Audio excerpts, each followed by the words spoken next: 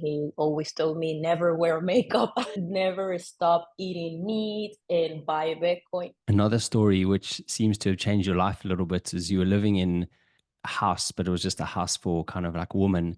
And the guy that owned it was an 83-year-old man. And he sounds like he was a great mentor for you as well. And also just opened your eyes to the world. Can you talk about that man a bit? Yes, of course. It was really interesting because I was living in his daughter's house, but he was like there. It was a huge house in Bogota. It was interesting because he was always seeing me arriving really late or with the students or always with my books because I was always like arriving with books or speaking in French on the phone. And he was saying I was really weird, but in a good way weird. This girl is unusual. What is she doing here? She's speaking languages. She's really determined. He was always telling me those things. And one day he called me because he was reading the newspaper and he told me, you know that your money is gonna be devalued and the same situation you live in Venezuela is gonna be happening to you here in Colombia and in any part of the world. It was like that, and I was going to work, and he said, "Do you have clients today? I'm gonna teach you to actually to know better about something that you can do." And I was like, "About what?" He was like, "You should invest in Bitcoin. What is Bitcoin? Cancel all the lessons, and I will teach you." If an 83 years old with a newspaper telling you that your money is not gonna be valued in any part of the world, you should listen, no? You should listen. He sat down with me and he explained to me that he was a doctor, economy, he speak different languages, he knew what I was talking, things like that. And he lived many years in Chile during the years of Pinochet because he was a doctor in an organization for an organization back in the days like Rotary, and he was working there. But during Pinochet government, because it was really hard or difficult for him, he returned. This man was a Bible, I would say, of 300 years.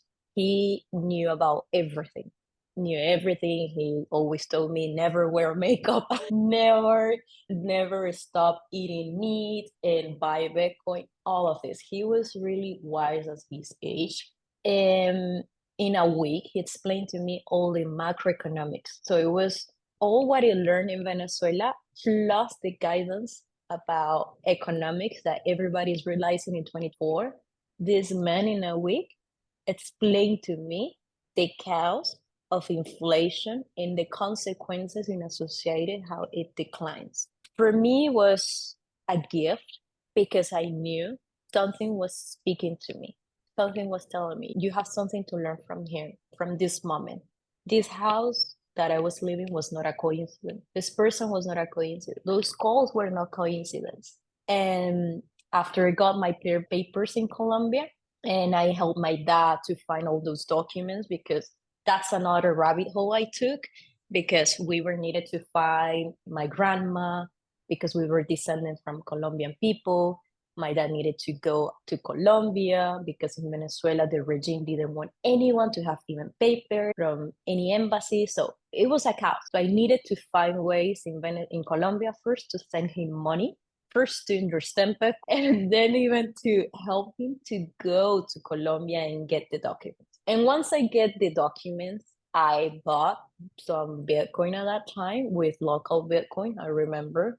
And he said, never sell, never sell, and don't buy anything else that is that. Because macroeconomics at the end shows that is that is just the one that is gonna be allowing you to understand things. And he was right. He was right. I listened to him. He was a fundamental part of that chapter. And he was paying attention to everything he was doing. And I understood that there are people that is watching you. And sometimes people want the best like he wanted, and others sometimes don't want. But in this case, because I know something powerful was protecting me, that was a sign for me to change my reality. Sounds like you might have met Satoshi.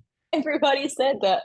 Are you still in touch with this man by any chance? I went to Bogota to try, but nobody know. So unfortunately, I wasn't able to stay in touch. They left the house after I got my papers. I went to see if the daughter was there, but nobody. But I would love if he's alive. I'm pretty sure. I feel he's alive.